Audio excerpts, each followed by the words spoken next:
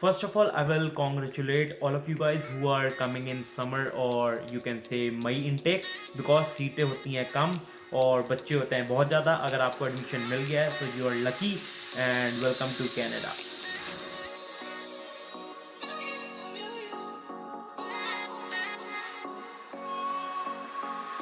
नया दिन, नई शुरुआत, एक नई वीडियो के साथ.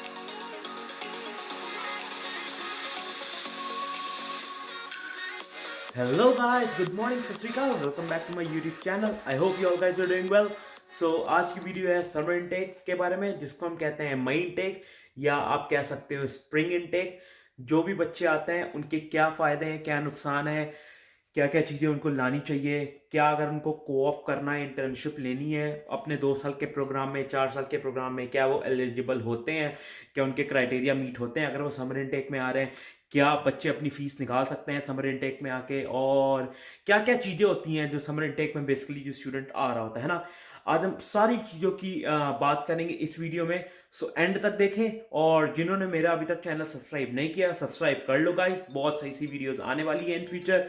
और लाइक कर देना वीडियो को अगर आपको पसंद आए. अगर बहुत यूज़फुल लगे या कुछ भी अगर इसका एक दो पॉइंट भी यूज़फुल लगते हैं तो करो शेयर अपने फ्रेंड्स के साथ और करो कमेंट डाउन बिलो या करो मेरे इंस्टाग्राम पे मैसेज अगर कोई स्पेसिफिक वीडियो चाहिए इन फ्यूचर.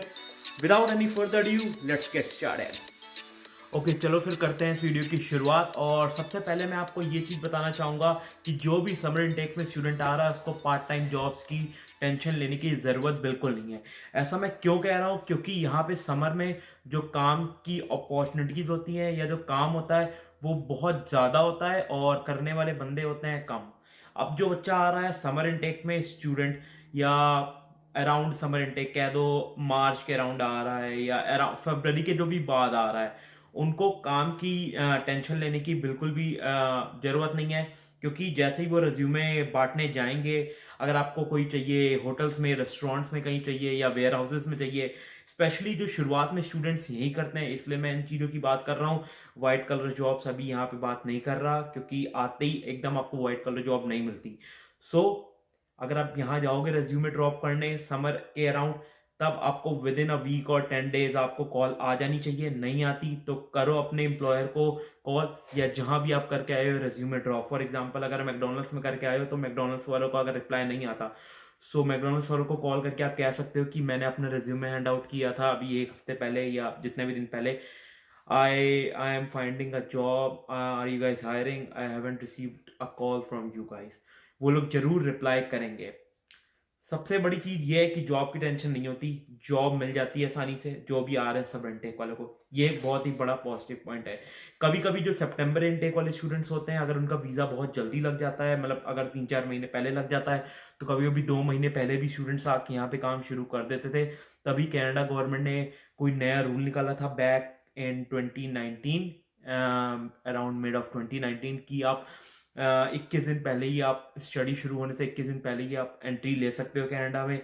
मगर इस समय उस रूल का क्या हिसाब किताब है वो मुझे एक बार देखना पड़ेगा. उसका मैं लिंक भी एक बार डाल दूंगा, वो आप देख सकते हो. Check the description box. और हाँ, एक बात और, अगर डिस्क्रिप्शन बॉक्स में जाओगे तो आपके लोग के लिए बहुत सारे ऑफर्स हैं मेरी तरफ से, where you can sign up for Airbnb and you can get up to $95 off. So check that out also. अगर हम दूसरा पॉइंट की बात करें जो है स्टडी, स्टडी आपकी कितनी लंबी जाती है और कैसे उसका ब्रेकडाउन हो जाता है. सो अगर हम 2 साल के डिप्लोमा की बात करें, अगर आप 2 साल का प्रोग्राम लेके आ रहे हो और स्पेशली अगर आप आ रहे हो समर इनटेक में, सो आपकी स्टडी जल्दी खत्म होने के चांसेस हैं. वो मैं क्यों कह रहा हूँ, क्योंकि आपके होते हैं 4 सेमेस्टर फुल टाइम. एक सेमेस्टर 4 महीने का. अगर आप समर में आ रहे हो तो समर से एक लगाओगे अगस्त तक, मई टू अगस्त.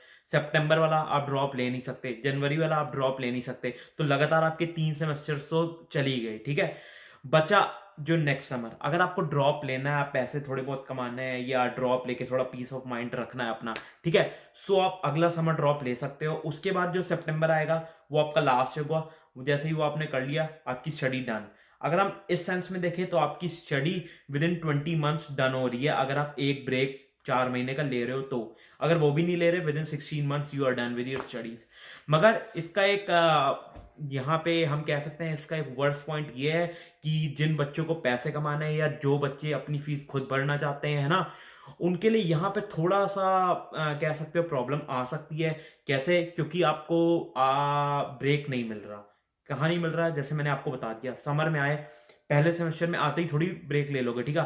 पहले सेमेस्टर आप 1 सेमेस्टर तो लगाओगे ही, उसके बाद के जो 2 सेमेस्टर्स है, वो तो कंपल्सरी है ही, वो आप ले नहीं सकते ब्रेक, है ना?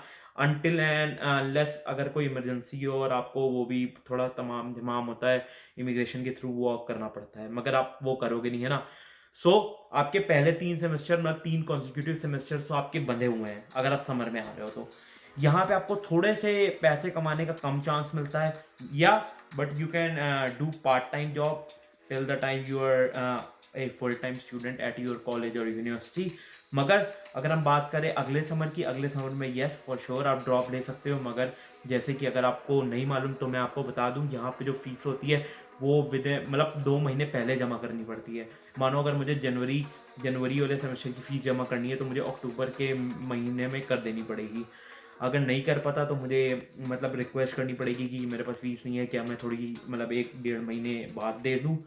तो ये सब थोड़ा-सा झंझट हो जाता है। सो तीसरा पॉइंट मुझे पर्सनली बहुत अच्छा लगता है समर इनटेक वालों के लिए, जो भी आ रहे होते हैं, उनको ज़्यादा क्लाइमेट चेंज का इफ़ेक्ट नहीं पड़ता।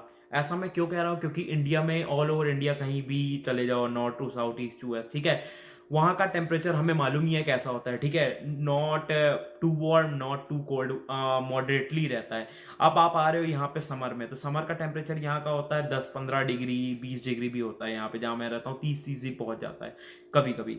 सो आपको जब भी आप आ रहे हो समर में, तो आपको एकदम से क्लाइमेट चेंज का मतलब सामना नहीं करना पड़ेगा।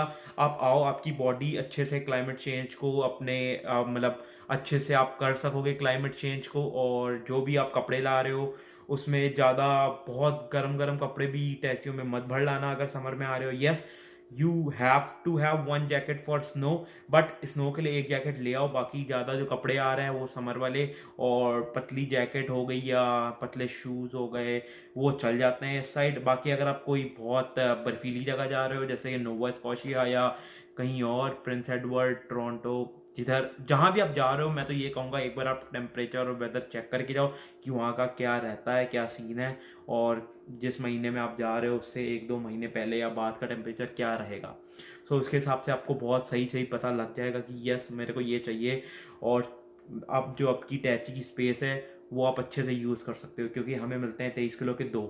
सो उसको आप अच्छे से यूज़ कर सकते हो। ये नहीं कि आप आ रहे हो समर में मगर आप जैकेटें भर भर के ले आ रहे हो विंटर्स के लिए, और ऐसी जगह आ रहे हो कि वहाँ पे जैकेटों का यूज़ 1-2 महीने ही आना है, ज़्यादा आना नहीं। सो वही है कि आप अपनी स्पेस फिर खराब करोगे। इसीलिए be sure to check the temperature where you are going and the weather of that place. अब यहाँ पे एक और अच्छा पॉइंट आता है जो समर इनटेक में आ रहे हैं, कि you guys can save a lot of money. वो कैसे? कि जो जनवरी में आ रहे होते हैं या जो सितंबर में आ रहे होते हैं, उनको जैकेट्स और स्नो बूट्स खरीदने जरूरी होते हैं, क्योंकि स्नो बस पड़ी गई होती है या उस समय पड़ रही होती है जब वो आ जाते हैं। अगर आप लोग आ रहे हो समर इनटेक में, तो आप लोग के पास टाइम रहता है। अगर आप लोग को नहीं खरीदनी अभी, या अगर आप लोग के पास नहीं है, इन फ्यूचर अगर आप खरीदना चाहते हो तो बाद में जाके खरीद सकते हो। Within you get a plenty of time to buy it. और इसको खरीदते खरीदते बच्चों के $400-500 खर्च हो ही जाते हैं, कहीं नहीं जाते। इंडिया के हिसाब से देखा जाए तो 20 से 25 हज़ार। मई में आ रहे हो, so you will save this money, because May में इतनी ज़रूरत नहीं होती, समर चल रही होती है ऑल ओवर कनाडा, कहीं भी जाओगे। स्नो तो बेसिकली मेरे ख्याल से तो कहीं नहीं पड़ रही होती है, पड़ भी रही होती है तो बहुत very few locations in the Canada. So I know most of the student don't go there, even very few or like little bit of students go there. So ये एक और अच्छा पॉइंट है कि you save a lot of money if you are coming in May. मैं बस अब एक लास्ट में एक बात कहना चाहूंगा, जो भी स्टूडेंट्स आ रहे हैं समर इनटेक में या मई इनटेक में, कि आपको डरने की कोई ज़रूरत नहीं है। जॉब भी आपको मिल जाएगी, बाकी सब कुछ सेट रहता है यहाँ पे। ऐसी बात नहीं है कि समर इनटेक मत लो। बहुत लोग डराते भी हैं कि इसमें मत जाओ यार, ये हो जाएगा वो हो जाएगा।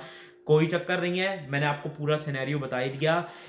If you are good to come here, you can come here. और बाकी अगर हम इसके अलावा बात करें, जब भी आप यहाँ पे आओगे समर इनटेक में, तो यहाँ का माहौल ही एक डिफरेंट होता है।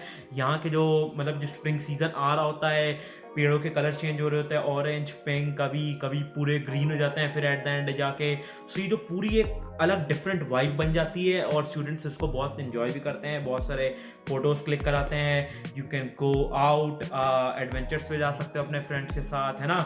समर में यार बहुत चीज़ें यहाँ पे खुल जाती हैं, आप बहुत सारे नए एडवेंचर्स कर सकते हो, स्कीइंग पे जा सकते हो, अगर थोड़ा सा जल्दी आ रहे हो मार्च के अराउंड, बर्फ़ नहीं पिघली होती, so it's also a good adventure. बाकी आप बहुत चीज़ें ट्राई भी कर सकते हो। चलो फिर इसी के साथ इस वीडियो को करते हैं एंड यहीं पे। अगर आपको अच्छी लगी तो लाइक कर दें एंड करें मेरे चैनल को सब्सक्राइब। मिलता हूँ बहुत जल्दी एक नई वीडियो के साथ, और कर लो इंस्टाग्राम पे फॉलो, वहाँ भी स्टूडेंट अपडेट्स चलते रहते हैं। एंड करो कमेंट या करो इंस्टाग्राम पे मैसेज अगर कोई भी स्पेसिफिक काइंड ऑफ वीडियो अगर आपको चाहिए, and please suggest me how I am doing and if I want to improve something, so let me know in the comment section below. Love you guys and see you in the next video.